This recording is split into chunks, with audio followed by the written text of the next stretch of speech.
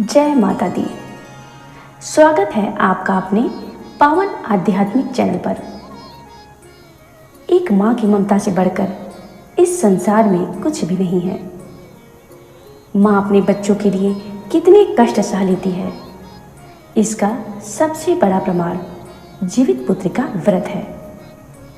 आज हम आपको बताएंगे इस व्रत की कथा, महत्व, पूजा विधि और कुछ ऐसे अद्भुत उपाय जिन्हें करने से संतान पर आने वाले सभी कष्ट दूर हो जाते हैं, जिसे माताएं अपने संतान के दीर्घायु और सुख समृद्धि के लिए करती हैं। इस व्रत को करने से संतान को स्वस्थ जीवन, दीर्घायु और सुखी जीवन प्राप्त होता है। इस दिन माताएं उपवास रखकर जीमूत वाहन और सूर्य भगवान की आराधना करती हैं, ताकि उनके बच्चे सभी संकटों से सुरक्षित रहें और लंबी आयु प्राप्त करें। तो आइए इस दिव्य कथा को श्रवण करते हैं। जीवित पुत्र का व्रत कथा। एक बार नैमिषारण्य के निवासी ऋषियों ने संसार के कल्याणार्थ सूत जी से पूछा, हे सूत जी, कराल कलिकाल में लोगों के बालक किस तरह दीर्घायु होंगे, सो कहिए। सूत जी बोले, जब द्वापर का अंत और कलयुग का आरंभ था, उसी समय बहुत सी शोकाकुल स्त्रियों ने आपस में सलाह की कि क्या इस कली में माता के जीवित रहते पुत्र मर जाएंगे। जब वे आपस में कुछ निर्णय नहीं कर सकी, तब गौतम जी के पास पूछने के लिए गई। जब उनके पास पहुंची तो उस समय गौतम जी आनंद के साथ बैठे थे। उनके सामने जाकर उन्होंने मस्तक झुकाकर प्रणाम किया। तदंतर स्त्रियों ने पूछा, हे प्रभु, इस कलयुग में लोगों के पुत्र किस तरह जीवित रहेंगे? इसके लिए कोई व्रत या तप हो तो कृपा करके बताइए। इस तरह उनकी बात सुनकर गौतम जी बोले, आपसे मैं वही बात कहूँगा जो मैंने पहले से सुन रखा है।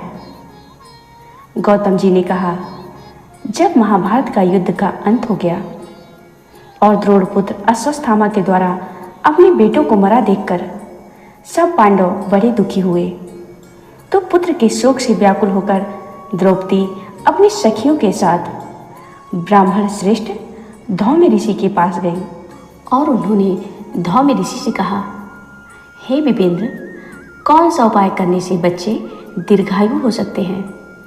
कृपा करके ठीक ठीक बताइए। धौम्य ऋषि बोले, मैं आपको एक पौराणिक कथा सुनाता हूँ। सत्ययुग में सत्य वचन बोलने वाला, सत्याचरण करने वाला समदर्शी जीमूत वाहन नामक एक राजा था। एक बार वह अपनी स्त्री के साथ अपने ससुराल गया और वहीं रहने लगा। एक दिन आधी रात के समय पुत्र के शोक से व्याकुल कोई स्त्री रोने लगी, क्योंकि वह अपने बेटे के दर्शन से निराश हो चुकी थी। उसका पुत्र मर चुका था। वह रोती हुई कहती थी, हाय मुझ बूढ़ी माता के सामने मेरा बेटा मरा जा रहा है। उसका रुदन सुनकर राजा जीमूत वाहन का तो मानो हृदय विदीर्ण हो गया। वह तत्काल उस स्त्री के पास गए और उनसे पूछा, तुम्हारा बेटा कैसे मरा है? बूढ़ी माता ने कहा, गरुड़ प्रतिदिन आकर गांव के लड़कों को खा जाता है। इस पर दयालु राजा ने कहा, माता, अब तुम रो मत, आनंद से बैठो, मैं तुम्हारे बच्चे को बचाने का यत्न करता हूँ। ऐसा कहकर राजा उस स्थान पर गया जहाँ गरुड़ आकर प्रतिदिन मांस खाया करता था। उसी समय गरुड़ भी उस पर टूट पड़ा और मांस खाने लगा। जब अतिशय तेजस्वी गरुड़ ने राजा का बायां अंग खा लिया, तो झटपट राजा ने अपना दाहिना अंग फेरकर गरुड़ के सामने कर दिया। यह देखकर गरुड़ जी ने कहा, तुम कोई देवता हो? कौन हो? तुम मनुष्य तो नहीं जान पड़ते। अच्छा, अपना जन्म और कुल बताओ।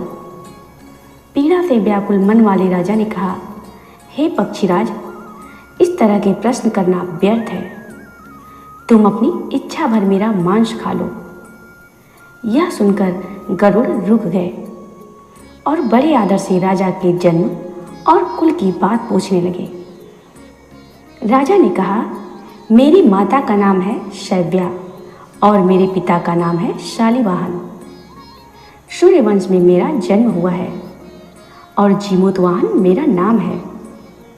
राजा की दयालुता देखकर गरुड़ ने कहा, हे महाभाग, तुम्हारे मन में जो अभिलाषा हो वह वर मांग लो।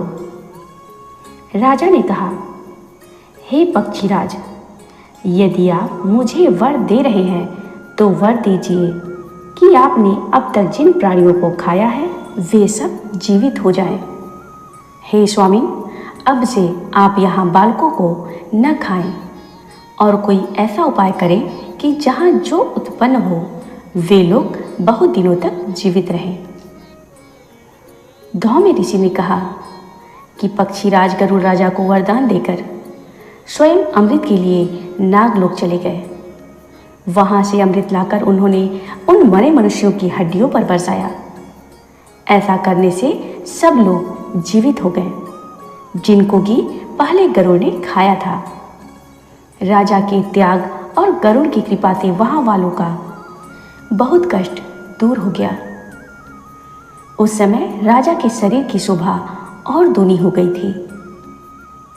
राजा की दयालुता देखकर गरुड़ ने फिर कहा, मैं संसार के कल्याणार्थ एक और वरदान दूंगा। आज आश्विन कृष्ण सप्तमी से रहित शुभ अष्टमी तिथि है।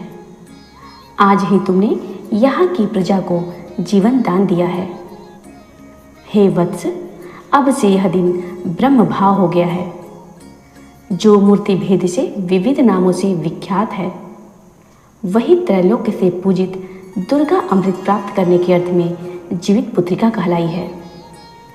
सो इस तिथि को जो स्त्रियां उस जीवित पुत्रिका की और कुश की आकृति बनाकर तुम्हारी पूजा करेंगी तो दिनों दिन उनका सौभाग्य बढ़ेगा और वंश की भी बढ़ती होती रहेगी।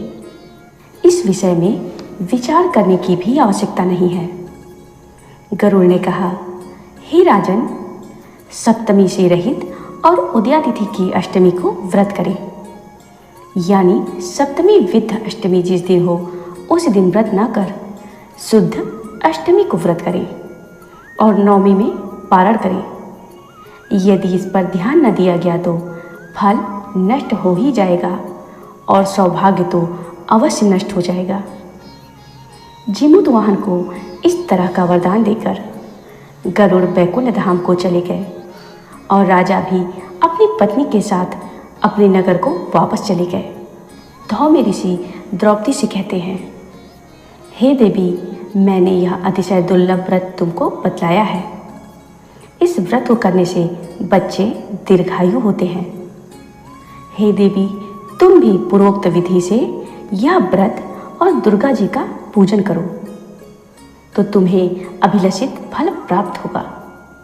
मुनिराज धौम्य की बात सुनकर द्रौपदी के हृदय में एक प्रकार का कौतूहल उत्पन्न हुआ और पूर्वासिनी स्त्रियों को बुलाकर उनके साथ यह उत्तम व्रत किया। गौतम ऋषि ने कहा, यह व्रत और इसके प्रभाव को किसी एक चिल्ह ने सुन लिया और अपनी सखी सियारिन को बतलाया।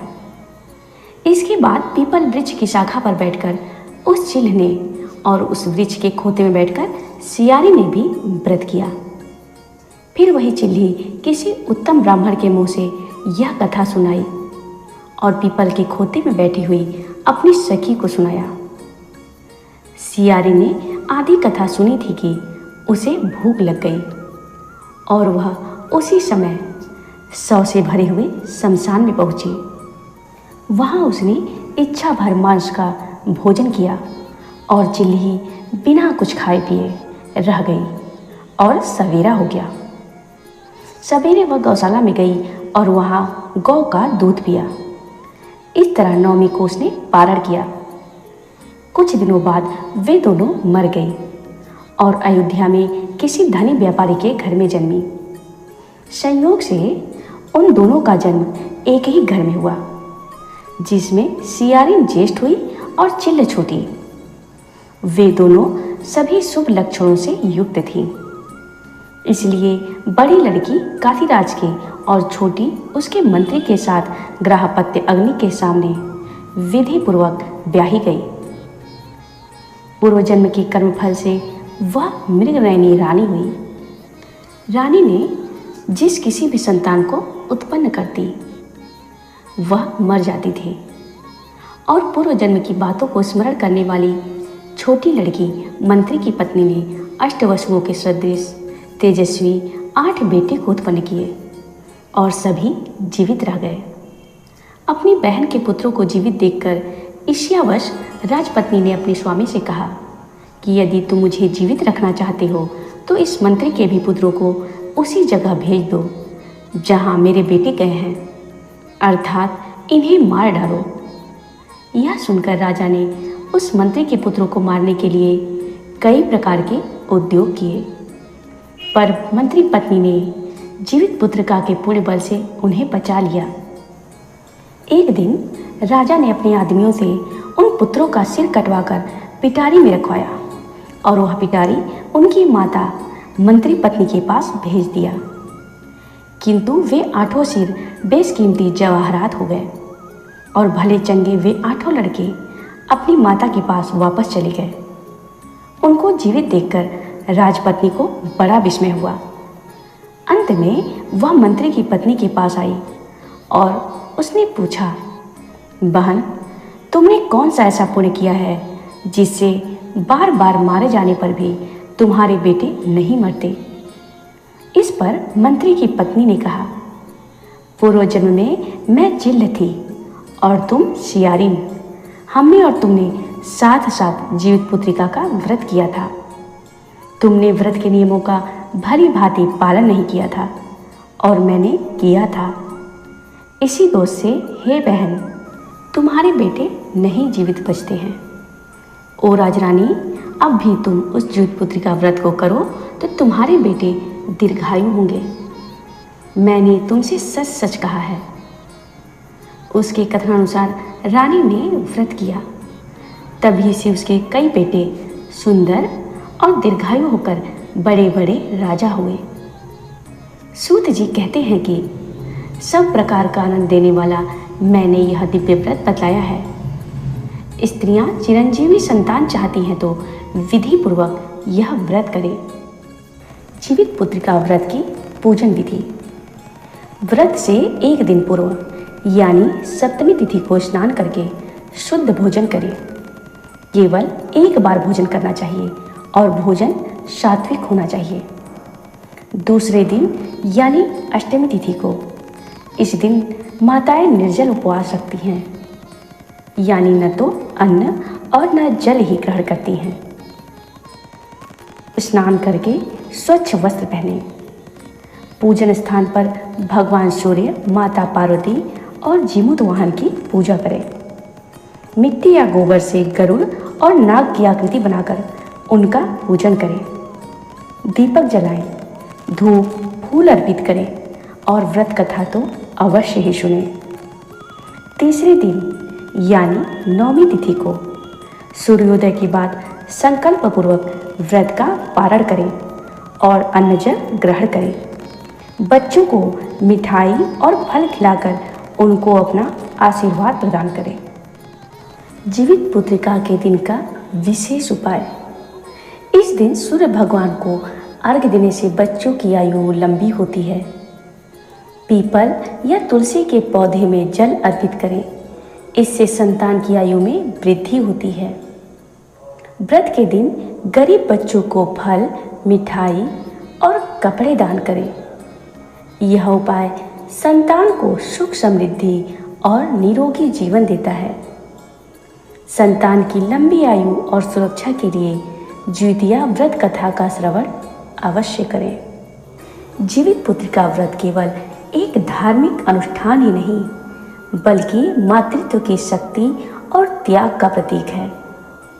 यदि यह व्रत पूरे नियम और श्रद्धा से किया जाए तो संतान पर कभी कोई अनिष्ट नहीं आता। अगर आपको यह जानकारी अच्छी लगी हो तो वीडियो को लाइक और शेयर जरूर करें और हमारे चैनल को सब्सक्राइब करना न भूलें। जय माता दी, जय माता दी।